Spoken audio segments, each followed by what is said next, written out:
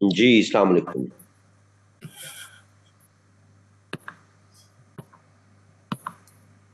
हमने कल एक डिटेल्ड व्यू लिया था पाकिस्तान की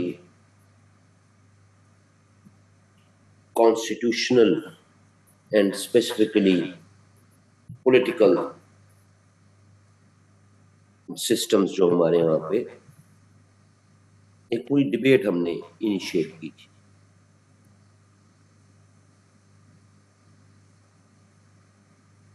उसी सिलसिले को आगे बढ़ाएंगे। आप में से शायद कुछ बच्चे, आज उनका पहला दिन होगा, तो घबराने की बात नहीं। मैं एक जेनेरिक सा पहले बता देता हूँ कि करंट अफेयर और पाक अफेयर अब मैं एक एक कंबाइंड कॉन्टेक्स्ट में पढ़ाता हूँ। जहां तक करंट अफेयर की बात है तो उसमें डोमेस्टिक इश्यूज पाकिस्तान के, सोशल हो गए, पॉलिटिकल हो गए, इकोनॉमी से रिलेटेड, रीजनल यानी कि साउथ एशिया से रिलेटेड टॉपिक्स, ग्लोबल जैसे US, China, Russia, middle east और इस तरह के कुछ टॉपिक्स, ऑर्गेनाइजेशंस, इंस्टीट्यूशंस कुछ इंपॉर्टेंट। ये चार एस्पेक्ट्स हो गए। और पांचवा, जो आप पोस्ट पार्टीशन पाकिस्तान की स्पेसिफिकली उसमें कॉन्स्टिट्यूशनल डेवलपमेंट्स, खालिसतन कॉन्स्टिट्यूशन की डोमेन में या पॉलिटिकल सिस्टम की डोमेन में होने वाली डेवलपमेंट्स। जहां तक ताल्लुक है प्री पार्टीशन, तो अब इसमें एग्जाम में कोई भी बात नहीं पूछी जाती, ना करंट अफेयर में ना पाक अफेयर। लेकिन कल भी बताया था कि इन केस अगर बच्चे प्री पार्टीशन देखना चाहते हैं, उसको समझना चाहते हैं, तो वो पूरी मेरी यूट्यूब पे ये लेक्चर्स ऑलरेडी फ्री मौजूद है, पाकिस्तान कहानी के नाम से। उनको वो देख सकते हैं। लेकिन मेरे लेक्चर में 1, 2, 3, 4, 5 areas, everything is Pakistan affairs, everything is current affairs. दोनों पेपर अब ओवरलैप करते हैं, कोई भी चीज कहीं भी पूछ सकते। मैं इन टोटल कोशिश करूंगा कि 50 के करीब टॉपिक्स पे अपने स्टूडेंट्स को तैयारी करवाऊं। लेकिन अगेन, मेरी किसी भी तरह की कोई गारंटी नहीं होगी, किसी भी तरह की।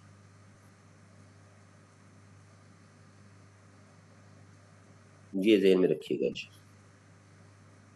मेरे तैयार किए हुए चीजों में से पेपर में आ गई, वेल एंड गुड, ना आई, मेरी कोई गारंटी नहीं। तो मेरे लेक्चर्स के साथ साथ कम से कम आप और कुछ नहीं तो न्यूज़पेपर डॉन, एक्सप्रेस ट्रिब्यून, इन दो पेपर्स में आने वाले ओपिनियन आर्टिकल्स, इनको जरूर देखें कम से कम।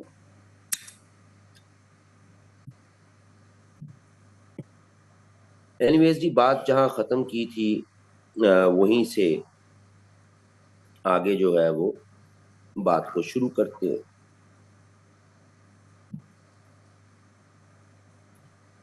सबसे पहले तो as a CSS, as a PMS student, हमें जो हमारा कॉन्स्टिट्यूशन है ना जी, 1973 का, जिसमें आप 26 अमेंडमेंट्स भी हो चुकी, एज अ स्टूडेंट ये कॉन्स्टिट्यूशन हमें पता होना चाहिए। अगर ये कॉन्स्टिट्यूशन हमें नहीं पता तो बिलीव मी, आप बहुत जगहों पर फंस जाएंगे जी, और अच्छा खासा फंस जाएंगे। प्रॉब्लम्स होंगी आप।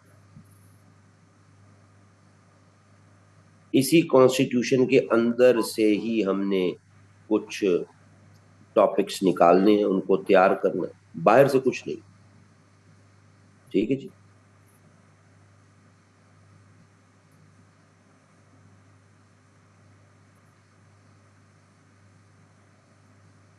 अब अगर हम अपने इस कॉन्स्टिट्यूशन के स्ट्रक्चर की बात करें, इसके ढांचे की बात करें मुकम्मल तौर पर, तो भाई हमारे इस कॉन्स्टिट्यूशन में 12 चैप्टर्स, सॉरी 12 पार्ट्स हैं।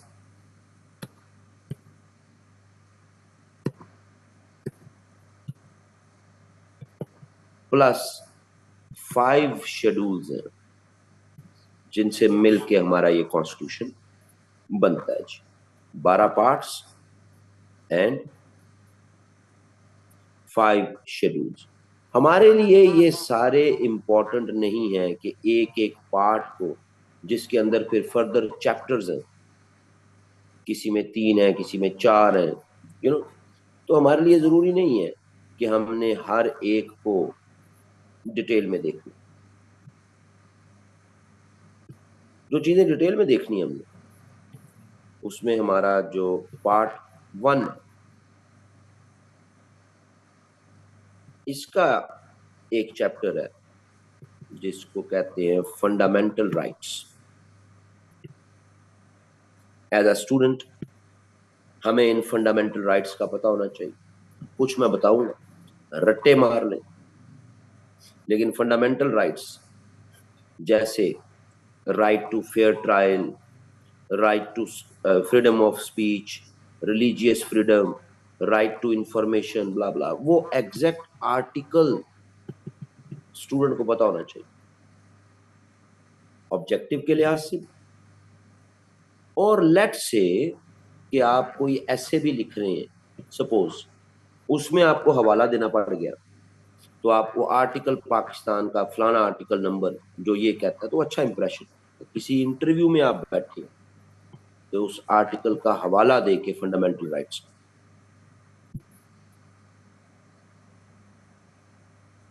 एक ये पोर्शन देखना बहुत जरूरी है।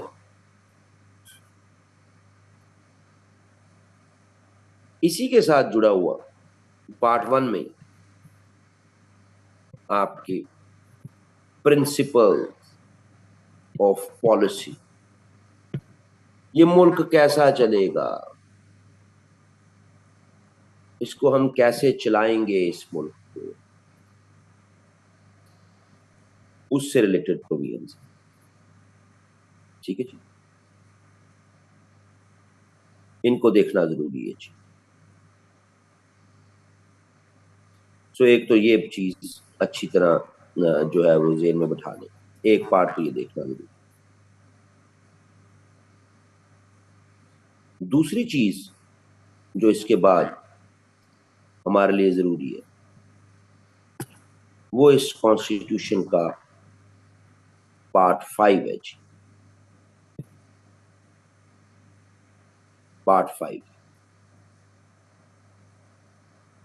पार्ट 5 जो है ये बड़ा मजेदार है जी। पार्ट 5 डील करता है विद सेंटर प्रोविंस रिलेशंस। एक सेकंड, हेलो वालेकुम, ठीक ठाक नूर, क्लास चल रही मेरी, मैं क्लास के बाद कॉल करूँ।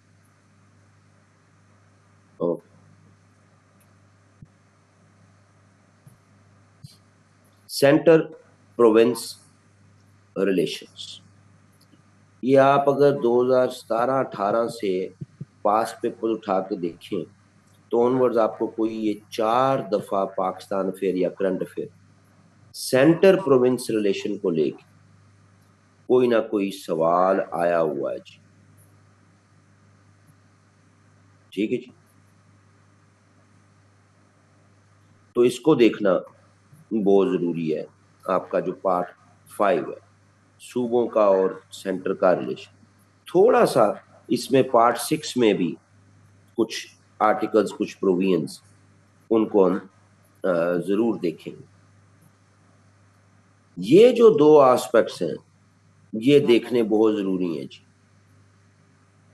CSS PMS के लेवल पर, कि अगर कोई 20 नंबर का लॉन्ग क्वेश्चन करंट अफेयर या पाक अफेयर में आ सकता। इन एडिशन टू दिस आपकी अमेंडमेंट्स 26 अमेंडमेंट्स हुई हैं आपके कॉन्स्टिट्यूशन में। अब जाहिर है ये सारी तो इंपॉर्टेंट नहीं है 20 मार्क्स के क्वेश्चन के लिए। इनमें अगर कोई इंपॉर्टेंट है तो वो 18th अमेंडमेंट है कि जो 20 नंबर के सवाल के तौर पर इंपॉर्टेंट हो सकती है। लेकिन हम बाकी सारी अमेंडमेंट्स का भी एक ब्रीफ ओवरव्यू वो ले। सो कॉन्स्टिट्यूशन के ये एस्पेक्ट्स जो ये बहुत जरूरी हैं जी कि एज अ स्टूडेंट हमें क्लियर हो। इनमें ये पहले वाले के चांसेस कम रहते हैं हमेशा, बहुत कम चांसेस, लेकिन ये जो दूसरा एस्पेक्ट इसके बहुत हाई चांसेस रहे हैं जी हमेशा।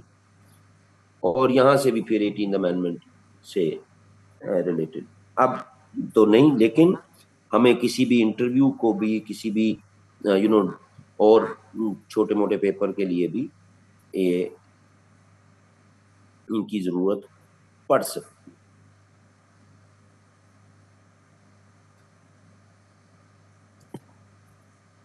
कॉन्स्टिट्यूशन जो है, क्योंकि उसकी लैंग्वेज बहुत ज्यादा लीगल होती है, तो कई दफा स्टूडेंट्स बोर हो जाते हैं, समझ नहीं आती। तो उसका तो अब एआई ने आपको आसान हल दे दिया कि आप उस पूरे के पूरे आर्टिकल को या पूरे के पूरे चैप्टर को कॉपी करें और एआई को कहें कि जनाब मुझे ये सिंपल इंग्लिश में इसका मीनिंग बता दे। अब तो जिंदगी बहुत आसान हो गई है, टीचिंग टफ हो गई है, लेकिन स्टूडेंट्स के लिए तो चीजें बहुत आसान हो गई। अब तो एज अ टीचर भी वही टीचर मार्केट में सरवाइव कर सकता है कि जो एआई बता रही है उसके अलावा वो कुछ अगर अपने स्टूडेंट्स का इंटरेस्ट बना पाता है, उनको अट्रैक्ट कर पाता है, उनको समझा सकता है। वरना तो अब बहुत आसान हो गई चीजें। ठीक है जी, तो जनाब देखते हैं जी।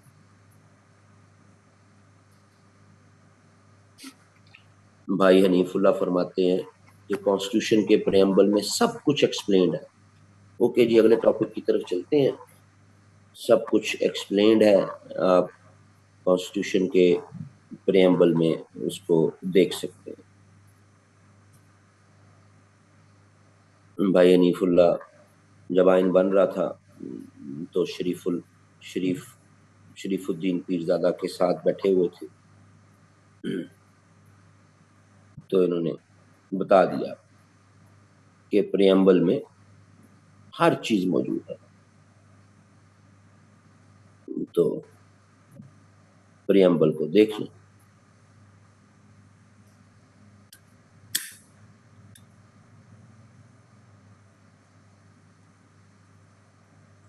क्यों के बात हम पहली स्टेज से स्टार्ट करेंगे कि जनाब जो फंडामेंटल राइट्स हैं इस मुल्क में मेरे आपके, वो क्या है, और इस मुल्क में जो प्रिंसिपल्स ऑफ पॉलिसी, कुछ असूल कि उनका हमने एहतराम करना ही करना, उससे बाहर नहीं निकल सकते। वो हमें पता होना बहुत जरूरी है जी। तो देखते हैं जी कि वो क्या है।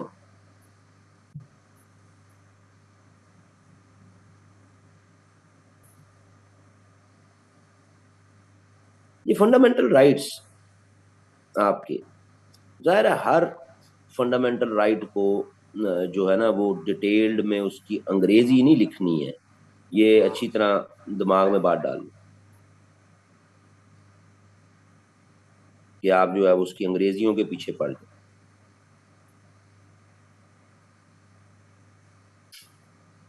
ये एक बड़ा मजेदार एस्पेक्ट है। जो मोटे मोटे आर्टिकल्स हैं उनका आपको पता होना चाहिए।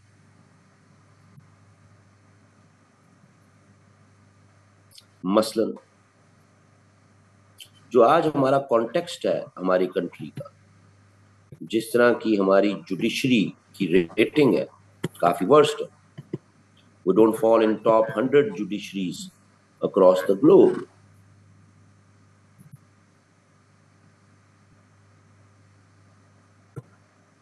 हमारा क्रिमिनल जस्टिस सिस्टम, उसमें इश्यूज हैं. Keeping in view these problems, एक ऐसा अनडिनाएबल एस्पेक्ट जिसको हम 24/7 इग्नोर कर रहे हैं इस मुल्क, वो है article 10A.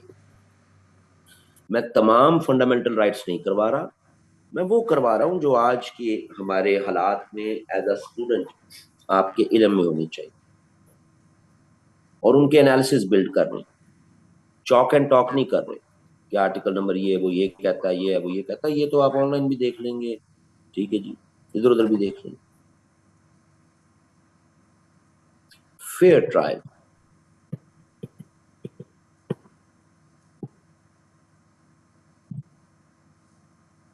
Right to fair trial.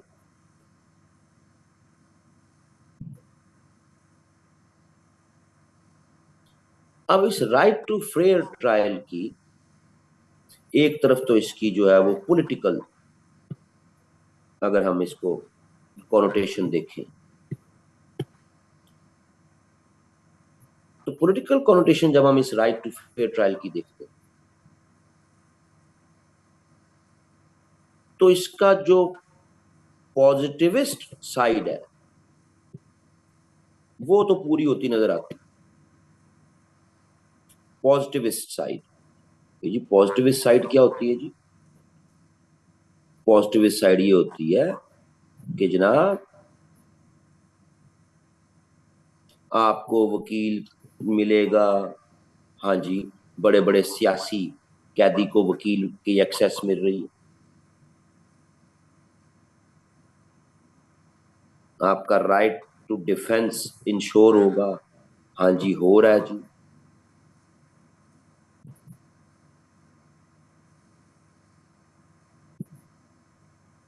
ये पॉजिटिव साइड कि ऐसा नहीं है कि आपको वकील की सहूलत नहीं है. सियासी कैदी जो है उनके पॉलिटिकल कॉन्नोटेशन बात करेंगे, तो जो उसकी पॉजिटिव साइड है कि लिटरली जो लिखा हुआ है पॉइंट, जिस तरह मेंशन्ड है पॉइंट, ठीक है, वो उसी तरह ही है. ठीक है जी.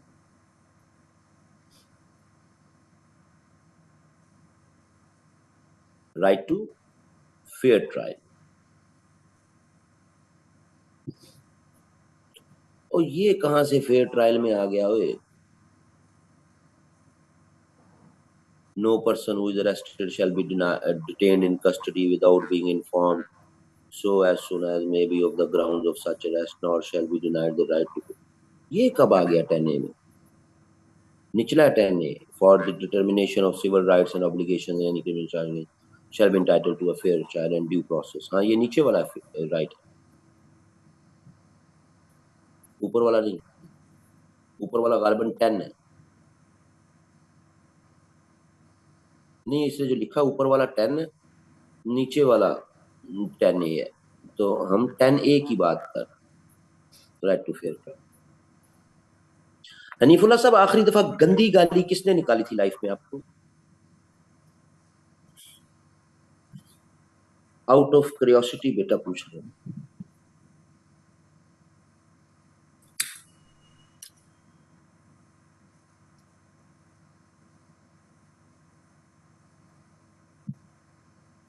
अल्लाह पाक आपको महफूज रखे. तो जो पॉजिटिव साइड है, पॉजिटिव साइड मतलब कि जो नजर आ रही है ना जी, हकीकत पे चीजें हाँ नजर आ रही हैं जी. हाँ जी, कोई सियासी कैदी है, उसको जी वकील भी मिल रहा है, उसको राइट टू डिफेंस भी मिल रहा है, तो हम कहते हैं जी फेयर ट्रायल है जी, बिल्कुल फेयर ट्रायल है.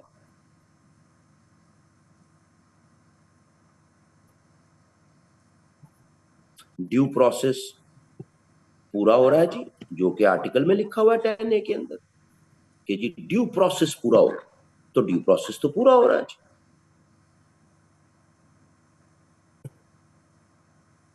तो पॉजिटिव साइड के एस्पेक्ट से कोई भी ऐसा सियासी कैदी नहीं,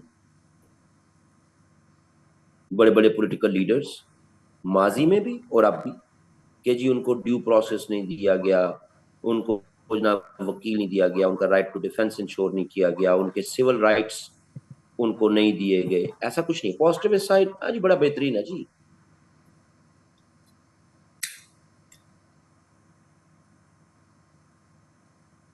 जो अच्छी बात है, बट रियलिटी क्या है, ये तो पॉजिटिविस्ट एस्पेक्ट है ना जी। जो फैक्ट्स है, जो नजर आ रहे हैं, हाँ जी हर चीज मिल रही, बट रियलिटी क्या है?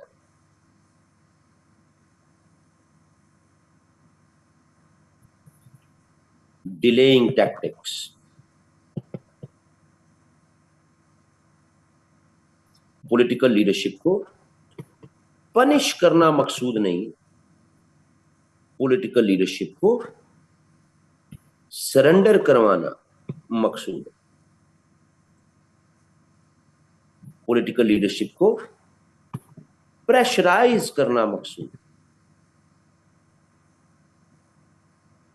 अब ये वो एस्पेक्ट है कि जो फेयर ट्रायल की डोमेन में नहीं आते। फेयर ट्रायल तो मिल रहा है, लेकिन जब हम right to fair trial political connotation से हटके इसकी पब्लिक कॉनोटेशन में आते हैं,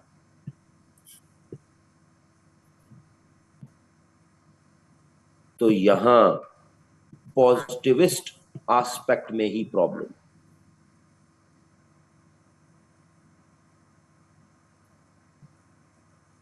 ड्यू टू एलीट कैप्चर,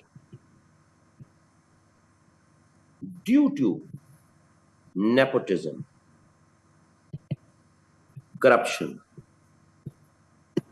जो वेल्दी हैं, जो रिच हैं, उन्हें फेयर ट्रायल मिल जाता है, बट जो पुअर है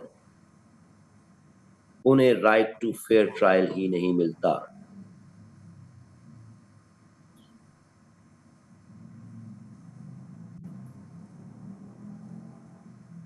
दैट इज बिकॉज कि आपका लीगल सिस्टम एक्सपेंसिव है। सो बड़े बड़े सियासी कैदियों को पॉजिटिव साइड ओके क्लियर होती है, लेकिन रियल पिक्चर कहीं और है कि उस फेयर ट्रायल को भी डिलेइंग टैक्टिक्स के तौर पर इस्तेमाल किया जा रहा होता है, प्रेशर टैक्टिक्स के तौर पर। लेकिन जो आपका पब्लिक कॉनोटेशन है उसमें ये पॉजिटिव एस्पेक्ट कि जो अमीर है, जो अफोर्ड कर सकते, वो तो right to fair trial enjoy कर लेता है, लेकिन जो पुअर है वो आप due to your legal system, उसका एक्सपेंसिव होना, वो right to fair trial use ही नहीं। अब ये है सारा आर्गुमेंट, एक एक आर्टिकल को लेके हम उस पर अपनी ओपिनियन, अपना एनालिसिस देंगे, रट्टे नहीं मार। रट्टे तो आप वैसे भी मार लेंगे, कोई इशू नहीं। तो इसलिए आपको कहा था कि सिलेक्टेड आर्टिकल्स पे बात होगी जिससे आपकी ओपिनियन, आपके आर्गुमेंट्स डेवलप। सो एक तो ये राइट टू फेयर ट्रायल जो है उसका एस्पेक्ट है, उसको देखना बड़ा जरूरी है। ठीक है जी।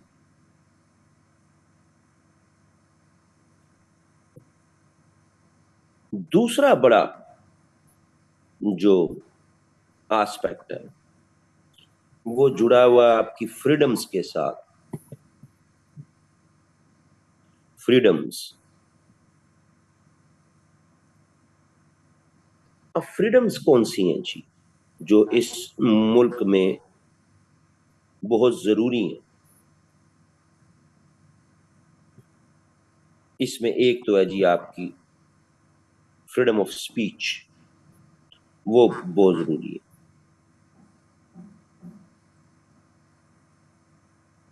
दूसरी आपकी रिलीजियस फ्रीडम, ये बहुत जरूरी है। ठीक है जी।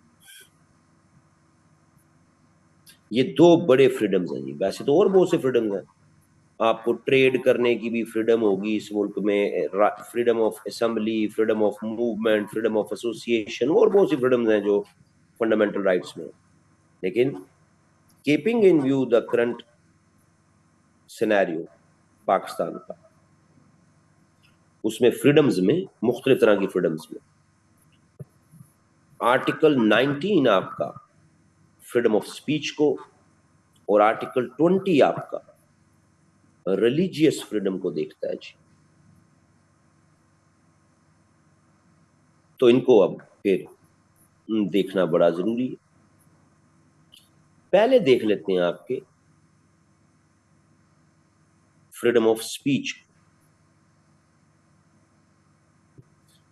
जब हम फ्रीडम ऑफ स्पीच की बात करते हैं इस मुल्क में, तो हमारे मुल्क में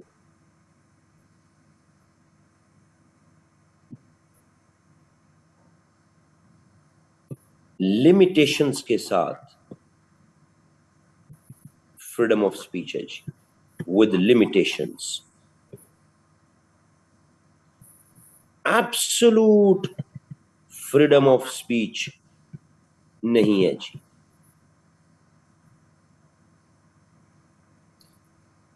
अच्छा, हम वाहिद मुल्क नहीं है दुनिया में, हमारे जैसे कई और मुल्क हैं जहां फ्रीडम ऑफ स्पीच लिमिटेशंस के साथ, लिमिट्स लगाई हुई। हमको वाहिद मुल्क नहीं है। Even United kingdom, United states, Australia, ये ऐसे मुल्क हैं कि जहां पर डेवलप्ड कंट्रीज के यहां भी freedom of speech with limits हैं जी। लिमिट्स लगाते हैं। अनलिमिटेड फ्रीडम ऑफ स्पीच ये पॉसिबल ही नहीं है, क्योंकि एक अनलिमिटेड फ्रीडम ऑफ स्पीच तो एक आपने लाइसेंस दे दिया है क्योस का, कि आप जो मर्जी करें, उससे दूसरा जो है वो इफेक्ट हो रहा है, तो होता रहे। सही।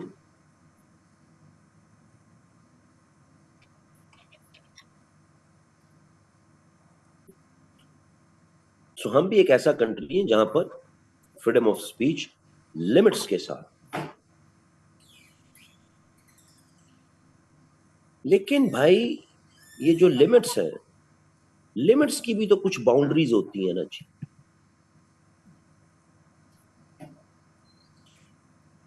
लिमिट्स की भी अपनी कुछ बाउंड्रीज।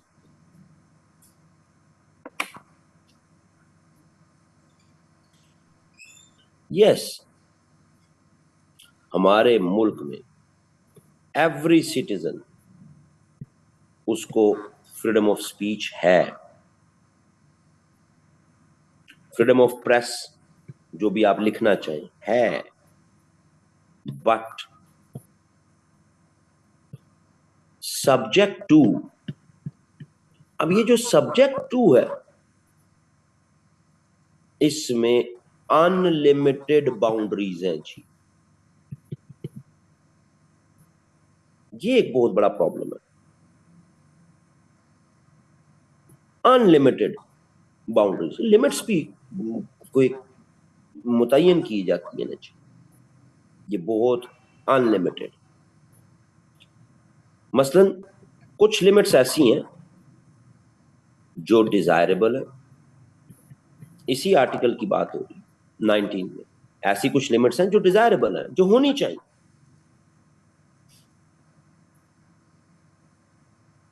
और कुछ ऐसी हैं जो अनलिमिटेड।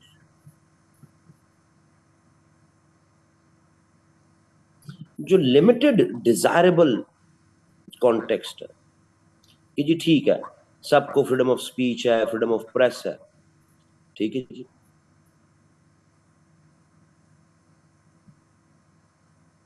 बट इस्लाम के अगेंस्ट बात नहीं होगी जी।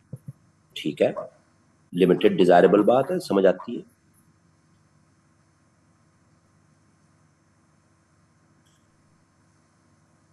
सिक्योरिटी एंड डिफेंस पाकिस्तान, इसके खिलाफ बात नहीं होगी। ठीक है जी, बात समझ आती है, कोई इशू नहीं।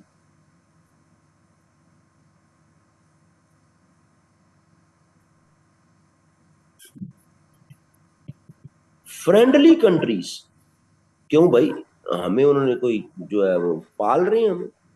अगर कोई कंट्री है, कोई भी फॉरेन स्टेट है, ठीक है जी, उसके साथ आपके फ्रेंडली रिलेशंस हैं, तो क्या आप उसके अगेंस्ट बात नहीं कर सकते? उसके मुल्क में होने वाली ह्यूमन राइट्स की वायलेशंस पर बात नहीं कर सकते?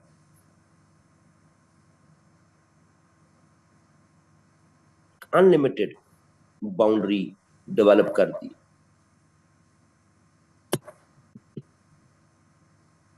ठीक है जी। और फिर एक बहुत बड़ा ग्रे एरिया है जी, grey areas in between limited and unlimited boundaries. Grey, public order, decency, morality, ये ऐसे ग्रे एरिया जिनका मिसयूज करती governments against their political opponents.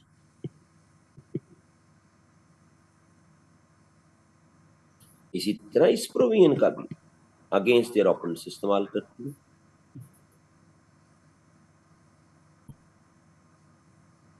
इसी तरह का grey area, incitement of an offence, यानी आपने कुछ नहीं किया लेकिन आपने उभारा है लोगों को, कोई जुर्म आपकी तहरीरों से, आपकी स्पीच से लोगों ने शय पकड़ी, तो आप जिम्मेदार।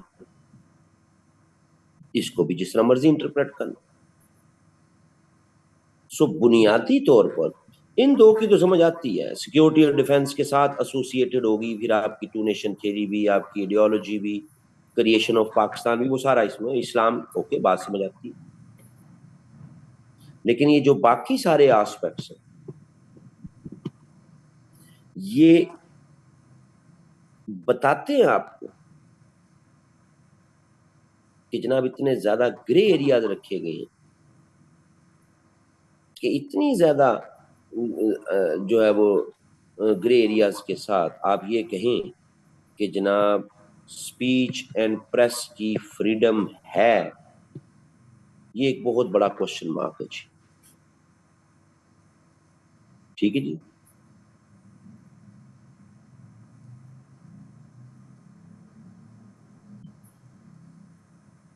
यहां तक बात समझ आती।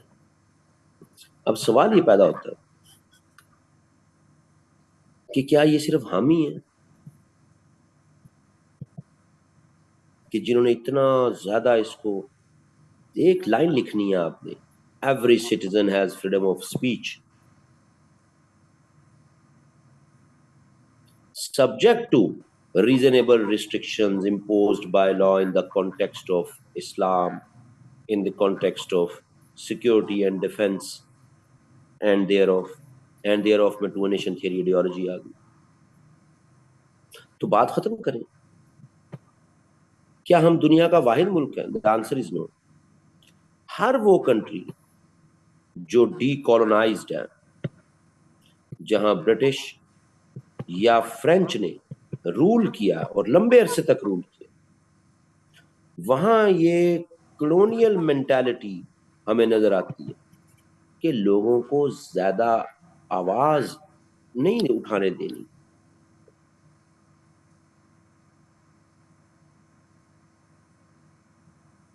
Simple is that. सो हम भी उसी डीकोलोनाइज्ड कॉन्टेक्स्ट में कॉलोनियल मेंटालिटी का शिकार है। Take the example of India, take the example of Bangladesh, South Asian context में यहां कहीं भी ऐसा नहीं कि जनाब फ्रीडम ऑफ स्पीच है जी। हर जगह पर reasonable restrictions, grey areas, limits, unlimited boundaries मौजूद है। सो एक डीकोलोनाइज्ड मेंटालिटी। वो हमें रिफ्लेक्ट होती नजर आती है। ये एशिया में भी रिफ्लेक्ट होती नजर आती है, ये अफ्रीका में भी रिफ्लेक्ट होती नजर आती है, हर लिहाज से।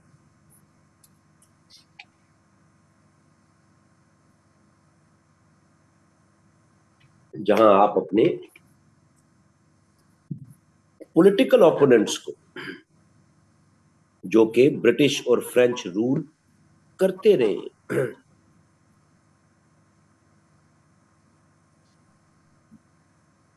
एज कॉलोनीज, तो जनाब सीधी सी बात कि यहां पर आर्टिकल 19 ऑफ द कॉन्स्टिट्यूशन वो एक सिंबॉलिक हैसियत में है। Practice there is actually no freedom of speech.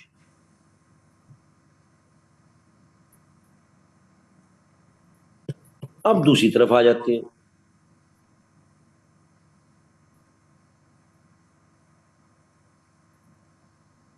दूसरा एस्पेक्ट जो फ्रीडम्स में है वो आर्टिकल 20 है, रिलीजियस फ्रीडम। सही है जी।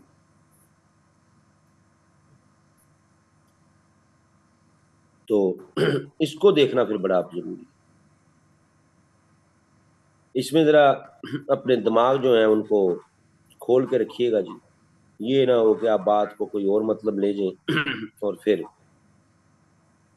हर एक का अपना अपना दिमाग है कि उसने कैसे चीजों को, ठीक है जी।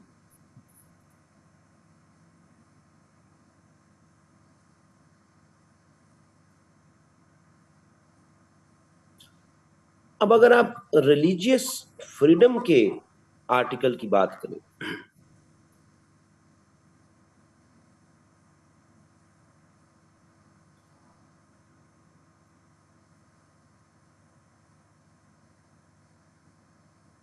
तो दो पॉइंट है इसमें।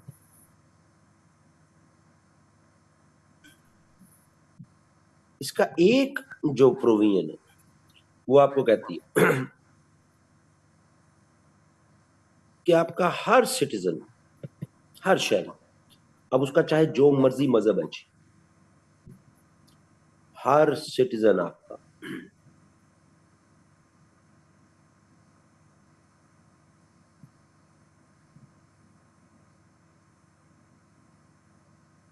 वो अपने रिलीजन को, आसान जुबान में पहले बता रहा हूं, उसकी पैरवी करना चाहता है, आसान जुबान में बता रहा हूं, अपने रिलीजन पर अमल करना चाहता है या अपने रिलीजन की तबलीग करना चाहता है, ये उसको पूरा राइट है जी। ये उसकी रिलीजियस फ्रीडम है, पैरवी, अमल, तबलीग। ठीक है जी। दूसरा प्रोविजन ये, जितने भी आपके यहां रिलीजियस ग्रुप्स हैं, जितने भी रिलीजियस ग्रुप्स हैं, और उस रिलीजियस ग्रुप में फिर जितने भी सेक्ट्स हैं, ऑल, एवरी रिलीजियस ग्रुप, और उसके अंदर मौजूद ऑल सेक्ट्स, उसके फिर जितने फिरके भी हैं, उनको अपना रिलीजियस प्लेस वो बना सकते हैं जी, ये उनका राइट है, आप रोक नहीं सकते। ना सिर्फ रिलीजियस प्लेस बना सकते हैं, ठीक है जी, उसको बरकरार भी रख सकते हैं, ठीक है जी, और उसका इंतजाम भी खुद कर सकते हैं, यानी उसकी एडमिनिस्ट्रेशन। हर मजहब को ये राइट। अब ये बड़ी मजेदार प्रोविजन है जी, जो ये आर्टिकल 20 है, ये बड़ी मजेदार प्रोविजन है। पैरवी करना, प्रोफेस, ठीक है जी, अमल करना, प्रैक्टिस, तबलीग करना, प्रोपगेट, एवरी सिटीजन, उसका राइट है जी, प्रोफेस करे, प्रैक्टिस करे, प्रोपगेट करे, कोई नहीं रोकेगा जी, ठीक है जी।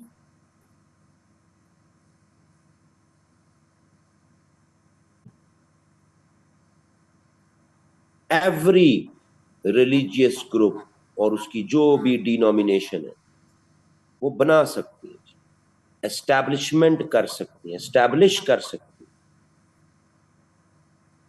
बरकरार रख सकती है, मेंटेन करके रख सकती है, ठीक है जी। खुद इंतजाम, मैनेज करके रख सकते। किसको? अपने रिलीजियस प्लेस को, अपने रिलीजियस इंस्टीट्यूशन। ये तो क्या बात है जी, क्या बात है। यानी कि आप मुस्लिम हैं, आप हिंदू हैं, आप सिख हैं, आप क्रिश्चियन हैं, आप कादियानी हैं, या आप किसी भी रिलीजियस ग्रोह से हैं, और उसके अंदर फर्दर फिर सेक्ट्स भी हैं। इन दो प्रोविजंस पे तो ये लगता है, ठीक है जी, कि क्या बात। बट ये पूरे की पूरा आर्टिकल 20 स्टार्ट होता है subject to law, subject to public order and morality. So under the garb of these words, reality क्या है कि not all religions, not all citizens can profess, not all citizens can practice, propagate तो बात ही छोड़ दो ना जी, कि कोई propagate भी करे, because of subject to law, public order, morality.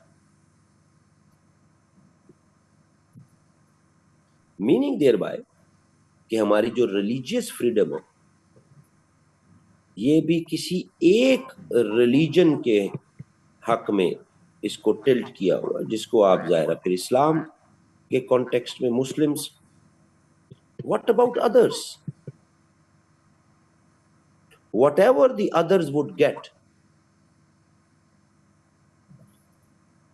वो फिक्स्ड नहीं है जी, वो सब्जेक्ट टू लॉ है, पब्लिक ऑर्डर है, मोरालिटी।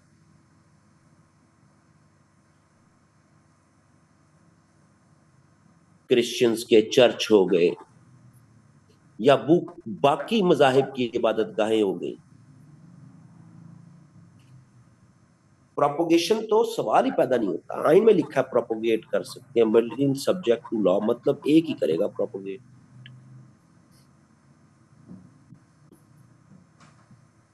सो ये भी एक बहुत बड़ी इनहेरेंट कंट्राडिक्शन है।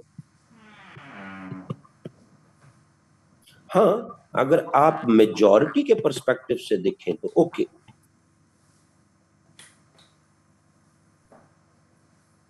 लेकिन अगर आप रूट्स देखें पाकिस्तान की, तो पाकिस्तान बनाया था माइनॉरिटी ग्रुप ने।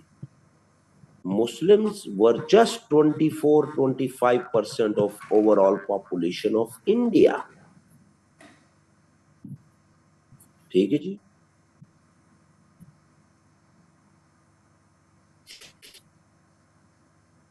तो जनाब माइनॉरिटी ग्रुप ने एक मुल्क बनाया और उस मुल्क में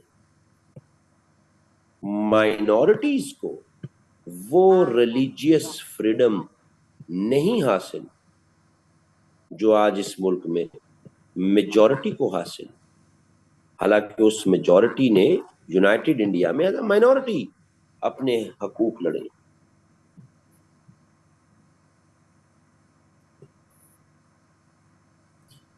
ये आर्टिकल साबित करता है कि कंट्रोल का मैकेनिज्म जरूरी नहीं है कि वो आपने पुलिसिंग के जरिए करना है, वो आपने आर्मी के जरिए या किसी भी आर्म्ड फोर्सेस के जरिए, जरूरी नहीं। कंट्रोल का मैकेनिज्म आर्टिकल 19 और 20 दोनों के साथ जुड़ा हुआ।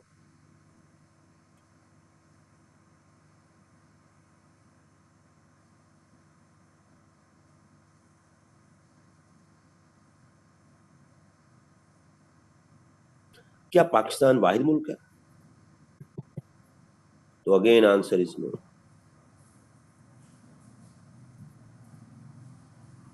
ये वाहिद मुल्क नहीं।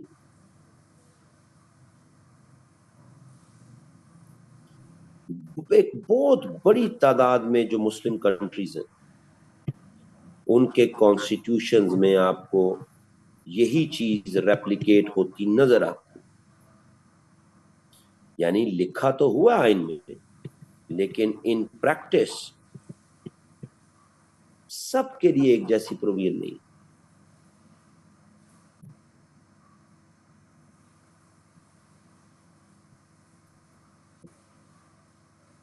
ये है जी आपका दूसरा आर्गुमेंटेशन जब आप फंडामेंटल राइट्स की बात करते।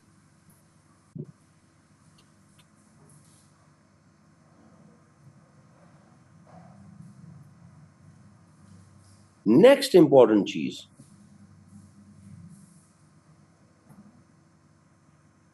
वो आपका है राइट टू एजुकेशन, और उसमें स्पेसिफिकली 25A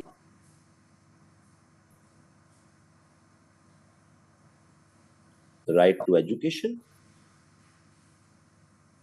और उसमें स्पेसिफिक भी 25A जो डील इसी चीज को करता है।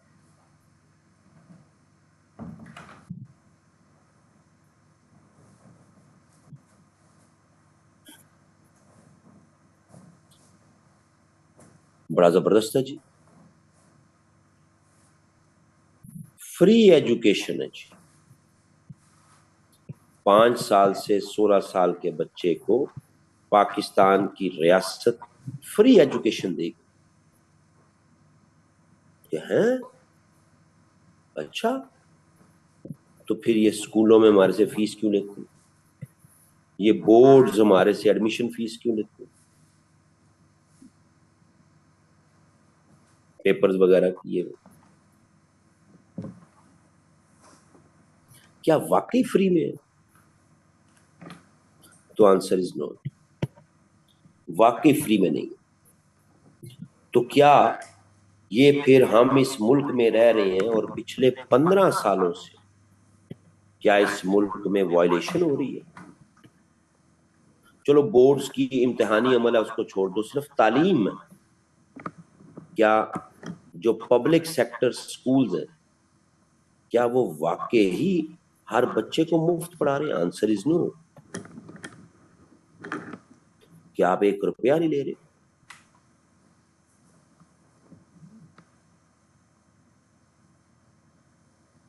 तो आंसर इज नो। तो क्या ये वायलेशन है? But again answer is no, violation भी नहीं। ये क्या मतलब हुआ जी? 5 से 16 साल के बच्चे को फ्री पढ़ाना है, आप नहीं पढ़ा रहे, तो ये क्या वायलेशन नहीं? नहीं। अगेन इस पॉइंट में भी एक मार्जिन डेवलप करवाया गया in such a manner as may be determined by law।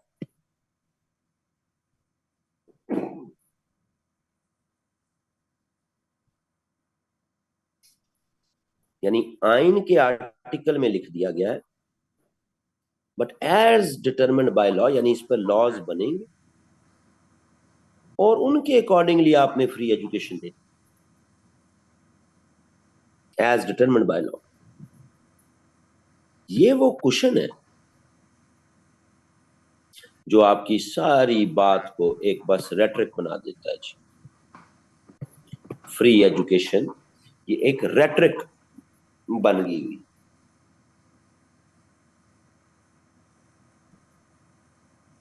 In such a manner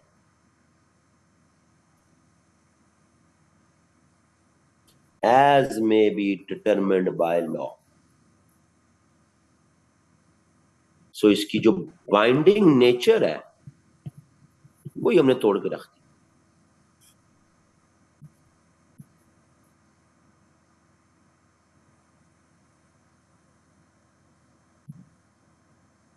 So in reality there is no free education।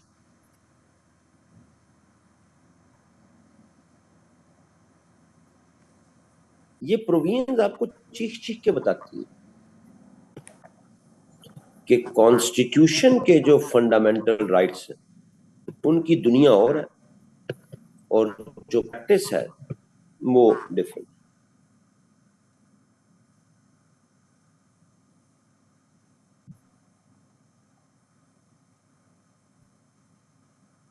सही जी।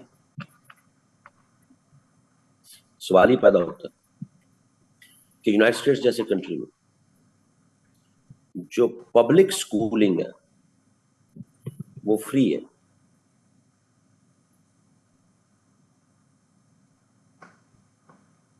बट यहां भी सब्जेक्ट टू लॉ है। कल को ना करेंगे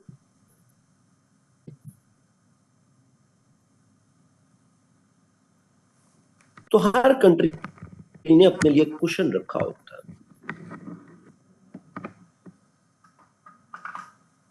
तो यहां भी हमारा फंडामेंटल जो राइट है जो हमें कॉन्स्टिट्यूशन में लिखा गया वो है भी और वो नहीं भी है। ये इतने फियर क्यों होते हैं थिंक टैंक को, गवर्नमेंट्स में बैठे लोगों को ये फियर क्यों होते हैं कि एक अम्ब्रेला क्रिएट करना बहुत जरूरी है, चाहे वो 9 का एक्ट है चाहे वो 20 का एक्ट है। ये क्यों फियर में रहते और वो एग्जिबिट होता है फिर कॉन्स्टिट्यूशन में।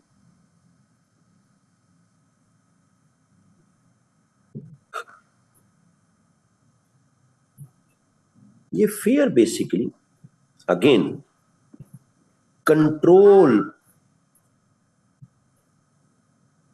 उसके छिन जाने का, कंट्रोल का आपके हाथ से निकल जाने का फियर।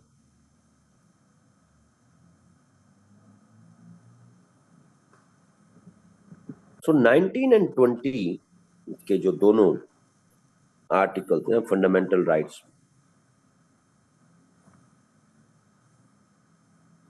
वो कोट अनकोट आपकी सोसाइटी की रियलिटी को रिफ्लेक्ट नहीं करते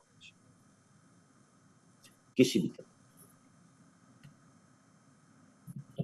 ये समझ आइए जी बात।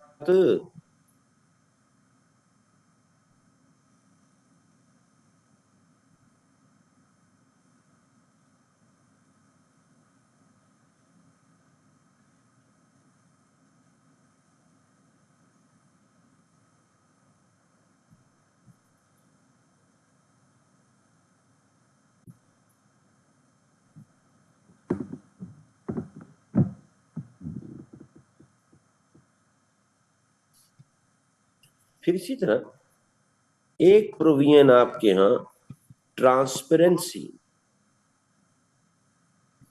को इंश्योर करने के लिए आर्टिकल आपका 19A, उसका बेसिक पर्पस ये है कि आप ट्रांसपेरेंसी को इंश्योर करना। तो राइट टू एक्सेस है जी, right to access to information.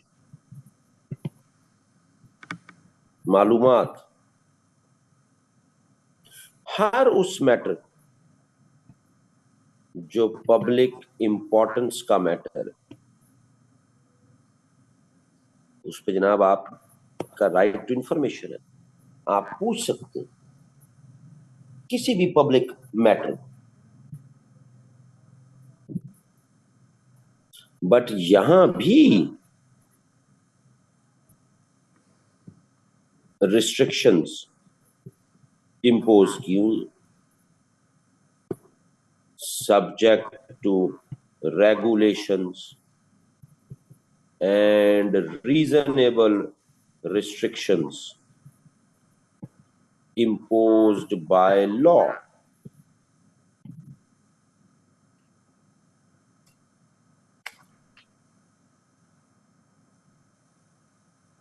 तो लिखा हुआ है कि ट्रांसपेरेंसी है जी, राइट टू इंफॉर्मेशन है, लेकिन एक्चुअल कॉमन प्रैक्टिस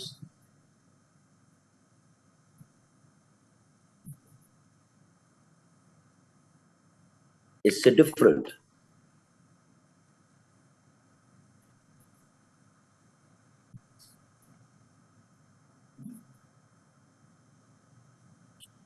ये हैं जी कुछ आपके जो मेन फंडामेंटल, इसके अलावा भी और बहुत से, लेकिन ये वो main fundamental.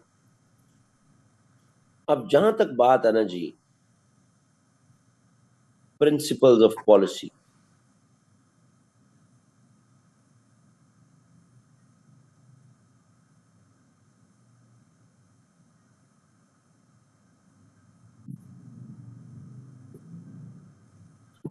Principles of policy, इन पे बात कर लेते। अब ये बच्चों वाली कहानी है,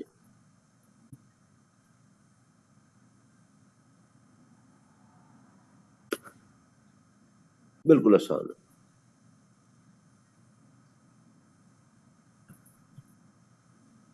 है। मैं सारे नहीं बता रहा, जो मेन है वो बता रहा हूं। हमारे मुल्क में इस्लामिक वे ऑफ लाइफ, इसको प्रमोट किया जाएगा जी। प्रिंसिपल ऑफ पॉलिसी, ये असूल मुरतब हो गया जी। हमारे यहाँ मुल्क में इस्लामिक वे ऑफ लाइफ,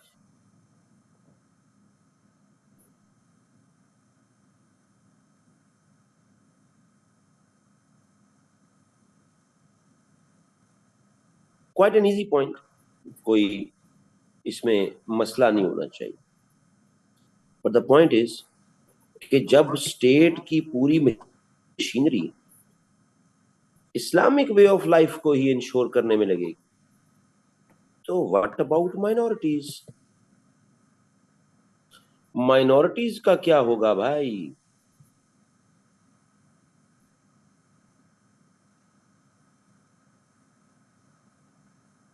तो उनके लिए भी प्रिंसिपल ऑफ पॉलिसी में एक सेपरेट प्रोविजन मौजूद है, सेपरेट प्रोविजन। यानी ये जो आपका ऊपर वाला है, ये आर्टिकल 31 है। What about minorities? इसको फिर आपका, यानी कि अगर इस्लामिक वे ऑफ लाइफ ही करनी है सबकी, तो फिर व्हाट अबाउट माइनॉरिटीज? ये 36 है।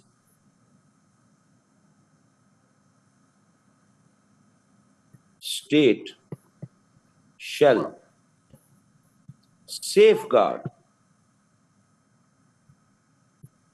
rights and interests of minorities, including their due share in services, चाहे वो सूबे की हो चाहे वो सेंटर की हो। बड़ी अच्छी बात कि माइनॉरिटीज के राइट्स और इंटरेस्ट को सेफगार्ड किया जाए, ये असूली मौकफ हमारा। ठीक है, Islamic way of life Muslims के लिए, ओनली फॉर मुस्लिम्स। बट बात यहां खत्म नहीं होती। यहां सेफगार्ड एंड राइट्स के दरमियान एक बड़ा मजेदार एस्पेक्ट लगाया हुआ, लेजिटिमेट राइट्स, यानी राइट्स तो हैं लेकिन राइट्स भी लेजिटिमेट या इलेजिटिमेट हो सकते हैं। हकूक लेजिटिमेट भी, तो क्या मतलब इलेजिटिमेट भी हो सकते हैं। State shall safeguard legitimate rights, meaning thereby कि जो राइट्स स्टेट्स माइनॉरिटी को देंगी वही लेजिटिमेट, उसके अलावा कुछ नहीं। यानी यहां माइनॉरिटीज को आपने चेक लगा दिया, लेजिटिमेट राइट्स। अच्छा, ये क्यों लगाया जी चेक?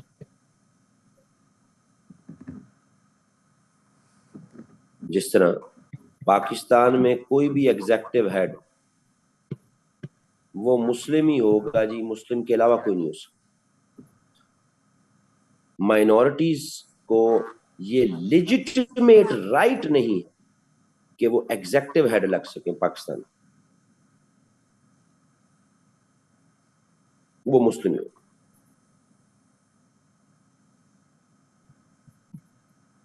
हाँ, इसके अलावा जो इनके राइट्स हैं, बट लार्जली जो स्टेट का ढांचा, जो ओवरव्यू है सारे का सारा स्ट्रक्चर, उसमें एक ही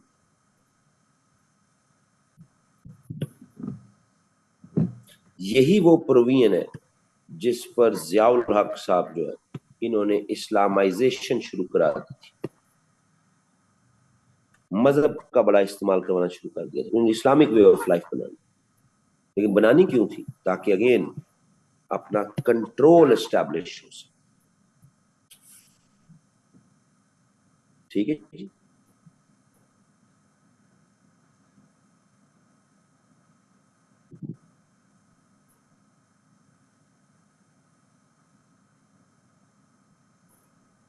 टेनेसी प्रिंसिपल ऑफ पॉलिसी, एक और बड़ा मजेदार आर्टिकल है 34,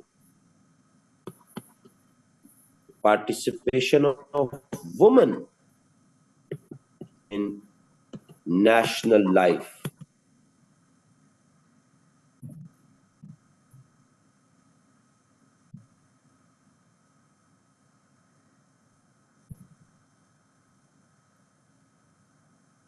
नाउ आर्टिकल 34 कहता है कि ये स्टेट की जिम्मेदारी कि स्टेट ने वुमेन के लिए participation in all spheres of life वो इंश्योर करानी है। ये जिम्मेदारी स्टेट की।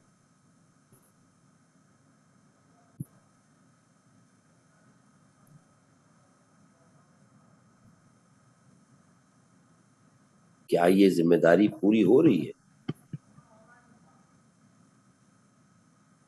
तो आंसर इज नो। पाकिस्तान की टोटल लेबर फोर्स, उसका 15% भी नहीं है वुमेन, बाकी सारी मेल है।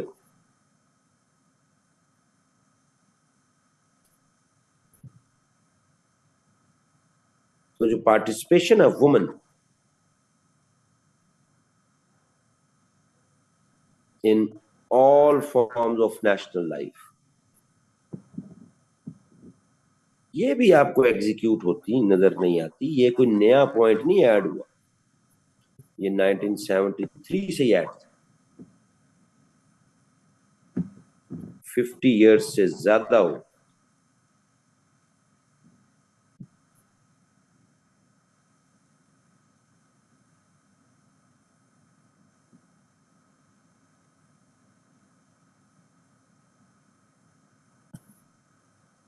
एक प्रिंसिपल ऑफ पॉलिसी जो असूल,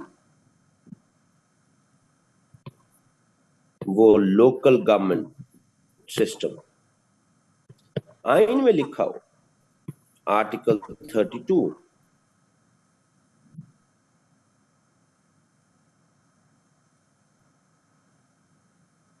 कि जनाब कंसर्न अथॉरिटी या रियासत की जिम्मेदारी मुकम्मल तौर कि वो लोकल गवर्नमेंट्स एस्टैब्लिश करें, आइन में लिखा, ठीक है जी। ऐसी लोकल गवर्नमेंट जिसमें फिर किसान के लिए भी रिप्रेजेंटेशन हो, जिसमें मजदूरों के लिए भी रिप्रेजेंटेशन हो, जिसमें खवातीन औरतों के लिए भी रिप्रेजेंटेशन। सीटें मिल जाएंगी ना कोटा की, लेकिन local government system, principle of policy. लेकिन रियलिटी क्या है? रियलिटी ये कि जो आपकी प्रोविंशियल या इवन नेशनल गवर्नमेंट,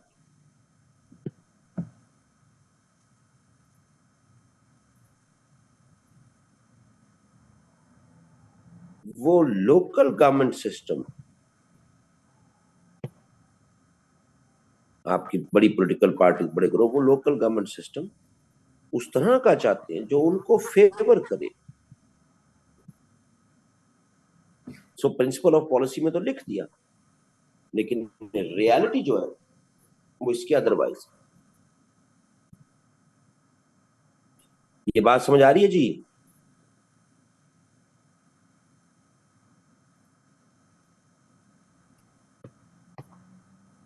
क्यों जी? ये कुछ एस्पेक्ट्स हैं जो इंपॉर्टेंट, आप गूगल कर सकते हैं, फंडामेंटल राइट्स भी, प्रिंसिपल ऑफ पॉलिसी भी। लेकिन ये वो है कि जो बेसिक एज अ स्टूडेंट में 20 नंबर के सवाल के लिए या ओवरऑल किसी इंटरव्यू के लिए हमें पता होना चाहिए, और आप इसको क्रिटिकली देख सकते हैं जी, टेंशन नहीं लेनी। आप जो चीज आपने पेपर में नहीं लिखनी वो मैं खुद बता जाता हूं कि ये नहीं लिखनी, वरना उसके अलावा जो मैं कुछ लिख रहा हूं या बता रहा हूं आप उस पर ट्रस्ट कर सकते हो, ठीक है जी।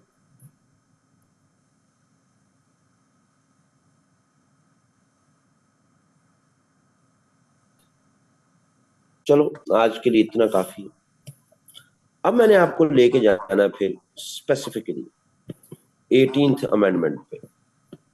गो के पुराना होता जा रहा है टॉपिक, लेकिन यू नेवर नो कि जब भी कोई हॉरिफिक प्रोपोजिशन आती है, कोई अनफोर्सिन सर्कमस्टांसेस आते हैं, तो ये डिबेट जरूर हो जाती है कि क्या 18 अमेंडमेंट में प्रोविंसेस को जरूरत से ज्यादा खुद मुख्तारी दी है, देनी चाहिए थी, नहीं देनी चाहिए थी।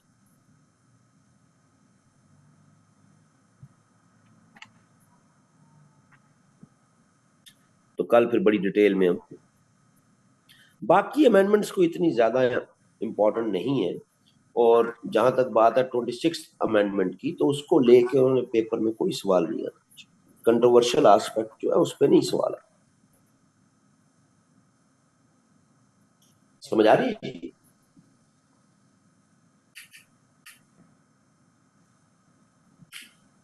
सो आज के लिए इतना ही है जी। कल फिर अगला एस्पेक्ट देखिए। ये करंट अफेयर की क्लासेस तो चलती नहीं पूरा वीक। शुरू में जरा स्पीड स्लो है, आगे चल के बड़ी तेज स्पीड हो जाती मेरी।